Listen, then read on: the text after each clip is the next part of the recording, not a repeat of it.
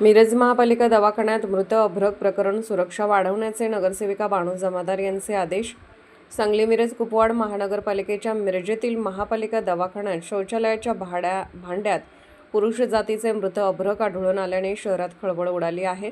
या धक्कादायक घटनेमुळे महापालिका दवाखान्याच्या सुरक्षा व्यवस्थेवर गंभीर प्रश्नचिन्ह निर्माण झाले असून वैद्यकीय विभागाची मोठी धावपळ उडाली होती। या पार्श्वभूमीवर महापालिकेच्या महिला व बालकल्याण सभापती बानू मुसा जमादार यांनी आज दवाखान्यास भेट देत संपूर्ण घटनेची माहिती घेतली। त्यांनी संबंधित अधिकाऱ्यांशी चर्चा करून दवाखान्यातील सुरक्षा व्यवस्थेचा आढावा घेतला। भविष्यात अशा घटना पुन्हा घडू नयेत यासाठी दवाखाना परिसरात तातडीने सीसीटीव्ही कॅमेरे बसवण्याचे आदेश त्यांनी दिले। तसेच दवाखान्यातील सुरक्षा यंत्रणा अधिक कडक करण्याच्या सूचनाही प्रशासनाला करण्यात आल्या।